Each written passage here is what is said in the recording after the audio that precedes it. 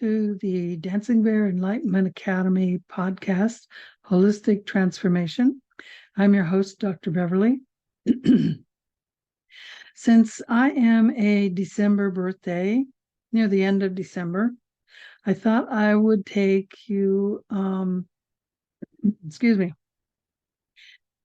sort of through a journey where we talk about different cultures and how they celebrate birthdays and what they may possibly mean. Your birthday is probably one of the most important days of your life because that brought your consciousness into existence in this plane. And of course, there's many, many ways of looking at birthdays, the astrological meaning, the numerological meaning, and all kinds of other meanings. So, in the United States, people tend to celebrate their birthdays with cake and ice cream. I don't like cake. I don't eat wheat. I don't eat sugars. So that's not how I celebrate my birthday. That might be how you celebrate yours.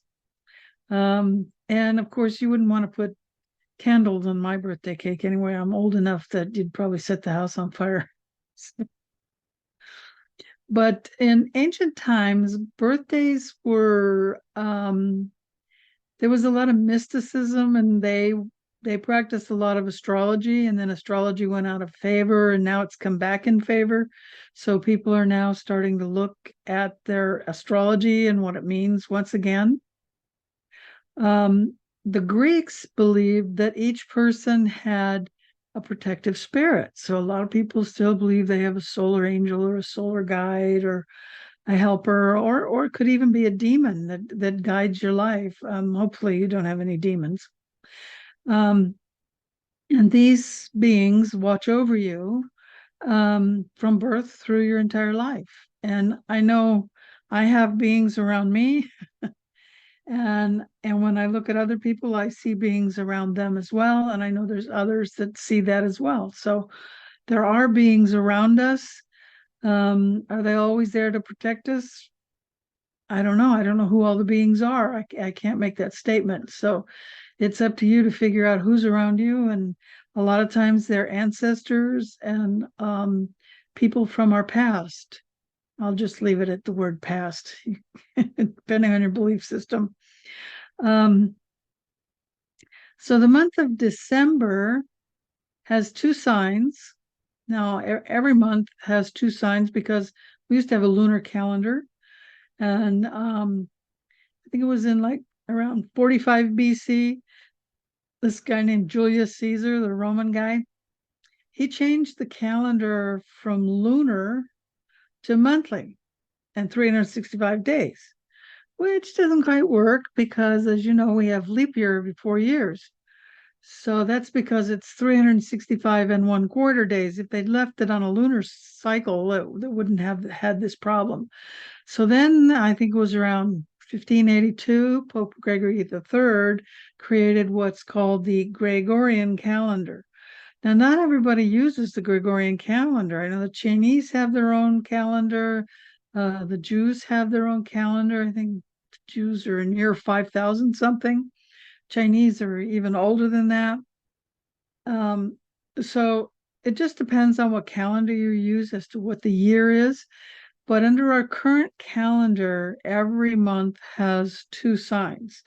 So if you're born at the beginning of a sign, which is the end of a month, like I am, in Western astrology, you're one sign, but in sidereal or Vedic astrology, which goes by constellations, you're a different sign. So Western astrology is based on the planets in the solar system, and Vedic astrology is based on the constellations and the movement in the skies. So it's two very different systems, different ways of looking at it. But what happened for me is my ascendant also changed. My moon did not. My moon stays the same in both systems, but my sun sign and my ascendant changed. So depending on which system you use, I actually have all four elements, which is unusual and different. So I find myself If you read about Capricorns, I'm not fully a Capricorn. And if you read about Sagittarius, I'm not fully Sagittarius. So I'm kind of a little of each. And then, of course, your ascendant is more important in a solid astrology than your sun sign. Everybody says, what's your sun sign? It's actually your ascendant that's important, but you have to know what time you were born. Some people don't know when they were born. So you can have readings done to figure that out based on major events in your life. They can say, oh, okay, you have to be this ascendant. But one of my ascendants is an air sign and the other one is a water sign. Sagittarius is a fire sign and Capricorn's an earth sign. So I have all four of those signs that do affect me. And I have to listen to both kind of astrologers because the Capricorn astrology is never quite right. And Sagittarius astrology and Vedic astrology is never quite right. So I have to kind of listen to both and piece it together myself. I haven't found anybody that knows how to do it properly. But most people don't have that challenge. So Sagittarius is a mythical figure, the centaur. You don't know what a centaur is? It's like a horse. So it's got legs like a horse and the torso of a horse. And then where the neck of a horse is, there's a torso of a human with a human head and arms. So he's got 6 appendages, only 1 head and 1 tail, but 2 bodies and 6 appendages. It's kind of interesting looking character. And he's identified with Chiron, which is, I guess he's supposed to be a god, but it's also I think it's a planetoid, and he's known for his wisdom and knowledge of medicine and skills in archery. So Chiron stands out among the gods of Greek mythology for his intelligence, his kindness, his civility, his teaching abilities, and he's a mentor to many Greek heroes, including Achilles, Asclepius, and Hercules. So do I like teaching and mentoring? Yeah. So from that aspect, I do have that Sagittarius stuff. Sagittarius is ruled by Jupiter, who's known in Greek mythology as Zeus. So Jupiter or Zeus was the king of the gods, lowercase g. He wasn't the god, but he was a powerful being, so powerful we thought of him as a god. And he's associated with law, justice, and social order, as well as the weather, and including thunder and lightning. And in Norse mythology, we know him as Thor. My other astrological sign is Capricorn, which is traditionally linked to the god Saturn, which I never really appreciated since Saturn always brings in dark stuff. And the tarot card for Capricorn is death, which is about transformation and rebirth. So in that respect, it's not all bad.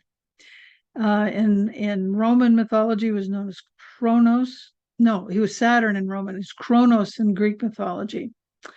And he was the god of time, wealth, agriculture, and liberation. Kind of an odd combination of things. So the ancient Romans were the first culture that we know of to celebrate birthdays. But it was only celebrated for men. Women didn't get to celebrate their birthday. So we've come a long way in the last, 2,000 years? In the 12th century, that's when it changed and women were allowed to have birthdays, celebrations. So what are your astrological signs? Do you have 1? Do you have 2? Is it your sun sign that affects you the most? Is it your ascendant, or is it your moon? In Western astrology, they say, some people say if you're over 40, your moon sign is more important. So there's a lot to astrology, and I'm not an astrologer, so you'll have to listen to your favorite astrologer to get those answers. So what are some of the spiritual aspects of having a birthday? And the meanings are different depending on the religion and the culture. So in Hinduism, for example, a birthday is an auspicious day. It's specific rituals like AARTI, RT, Arati. I don't know how to say it right. Sorry if I butchered it. And that's when you get blessings from elders. I know in the Chinese, they have a similar kind of thing with a little red envelope. So if you know single young people, you're supposed to put money in the red envelope and give it to them for their birthday. Sort of, young people always need more money anyway. It's one of the things they do with the little red envelopes. In the Jewish tradition, they have a bar or a bat mitzvah on the 13th birthday. I don't know if they have that for girls. I know they do it for boys. If you have some Jewish friends, you'll have to ask them about that. In Mexico and other Latin American countries, they have I do not know how to say it, a quinceañera. It's a girl's 15th birthday with a lavish party, entering her move into womanhood. I don't know if they do anything for boys. You'll have to let me know in chat if they do anything for boys. In Korea, the first birthday is significant. Okay, they call it the Doljanashi, Doljanchi. I'm sure I butchered the word. Sorry to my Korean friends. It's a ceremony with a ritual where the child is placed before various objects, and the child is supposed to select, and that predicts their future. I know in Tibet, tulkus are the ones who recognize people from a past life. So they will take an object that person owned in a past life, and that's how they figure out who the next Dalai Lama is. They'll put, say, 4 or 5 different food bowls, in front of the baby or a child. Usually it's not when they're 1, it's when they're a little older. And if they pick the bowl that was theirs in their past life, and usually they'll say, oh, this is my bowl. And then they know that that's a reincarnation of the Dalai Lama or a Buddha or one of the beings that they're there to recognize. In Ghana, children wake up to a special treat of oto, O-T-O, which is a dish made from yam and eggs, which symbolizes a prosperous life. Then in a lot of Western cultures, like in the United States, we celebrate 21. Yay, I get to drink. I get to do this. I get to do that. Of course, drinking is not exactly good for you, but it's sort of the age we've given to people when you can gamble, and now you're an adult. Unfortunately, the brain doesn't finish developing until you're 25, but we tell people when you're 21, you're now an adult. And that's hard for people because they graduate from high school, usually 17, 18 years old. So for 3 or 4 or 5 years, they're going, I'm an adult now. Why can't I vote? I'm an adult now. Why can't I do that? And just know that your brain doesn't develop till you're 25. So probably that date should be changed to 25, and everybody should just go to college and it should be paid for. It should be free because we need to educate people. And the education you currently get in high school is terrible. So you need a lot more than what you get in high school.